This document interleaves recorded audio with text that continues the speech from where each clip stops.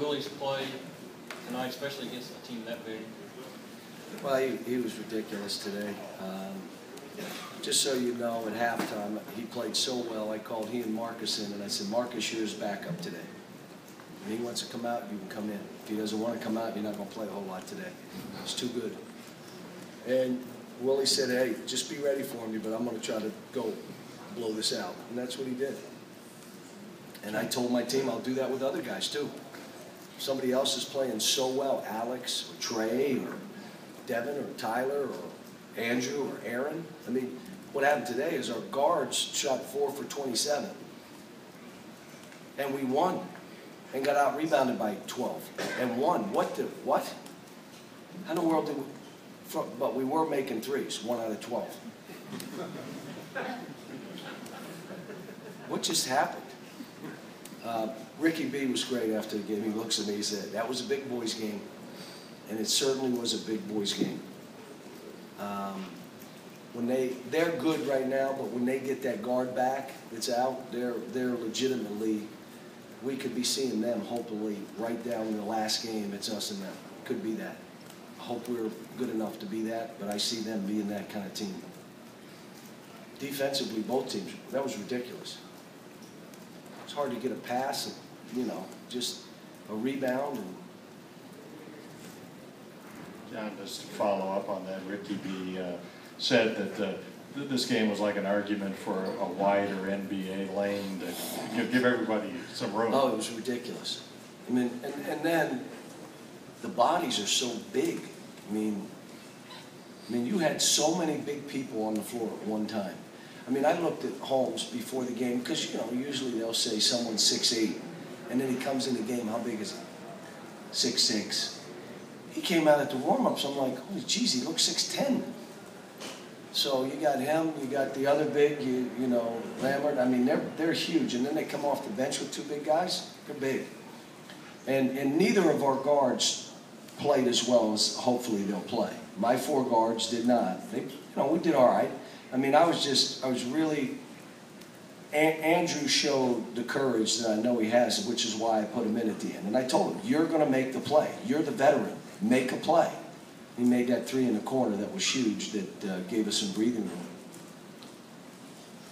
Cal, you said yesterday the best thing that could happen to you guys, they come right out and punch you in the mouth. What did you learn about some guys today? Wasn't, what I wanted is we come out and play great defense and someone makes 10 straight shots, and we're doing everything right. And we come down and we go 2 for 10, and we're getting great looks. And I want to see if you can continue to play, continue to have fun, continue to fight, you know, and again, please don't think that I got away from platoons. I didn't. Just Willie played so well. We had some foul trouble. Someone plays well, you kind of slide them in on another platoon. I'm coaching the way I talked to Marcus Lee after. He said, Coach, I'm good. Willie was so good today, I accept it. I know how good he is. John, you may not take much out of this, but from a ranking standpoint, you've beaten the 2 best teams in the Big 12 already this year. That's a pretty good league. Do you take anything out of that? No. No, they're both really good teams. We got one on a neutral site, one at home. We didn't have to play them on their court. But they're both good teams. We're a good team. I mean, the thing, if we can figure out offensively what we have to do, and that's on me, that's not on these kids. We're still at about 50–60% where we need to be offensively. And so I've got to really do a better job of evaluating how we're playing, if it's the right way. I got to look at the shots we had when we missed these 12 threes. Were they good threes that we just missed, or were they bad shots? I don't know. I have to watch the tape. But we got the greatest thing is it's December, whatever it is, and our team's not nearly what it can be. We're just not. John, you've had a team in the past statistically be the #1 defensive team in the country, another one that was ranked 2nd statistically in the country. Is this one your best? This is the longest team. What was my other one? 09 was ranked #1 defensive efficiency. 08 was #2 country defensive efficiency. What about 2012? I don't remember that. Maybe top 6, 7, I think I remember. Ooh, that team was really good. you know. No, we're big. We're long. I was happy Alex played well. We need Alex to really give us something, and I thought he did. He's got a, I keep telling these guys, in these situations, if we're a world-class team, you have a ball. You love it. You're having fun with it. Even if you're not playing well or we're not playing well, you figure it out and you keep enjoying it. So that's what I'm talking about to these guys.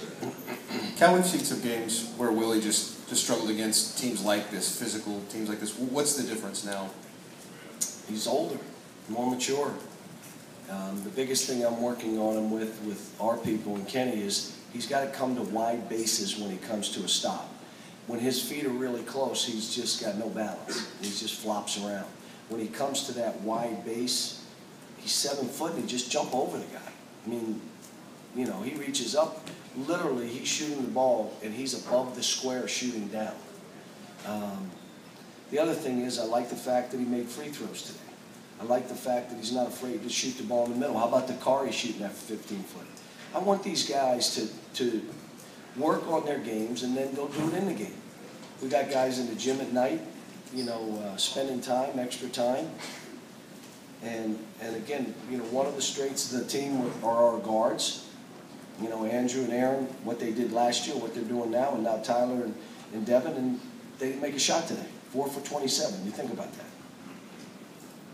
John, I'm confused as to how you said you didn't abandon platoons. I mean, you subbed 2, 3, this guy, that guy. You played Willie 33, Marcus 4. What I'll do is I'm coaching to win a game. Right. So we platoon, someone gets in foul trouble. I'm still platooning, but there's a different guy in the platoon. I subbed, even in the second half, I went and put Devin and Tyler and all those guys in, and I went back with the other guys, but only 3 of them went in because the other guys were in foul trouble. I don't know what you call that, you know, platoons. I don't know what you call that. I mean, but I'm not abandoning. What I'm doing is I'm making this about these kids. Now, the only guy that got left out was Marcus Lee. He got left out for a reason, which we talked about.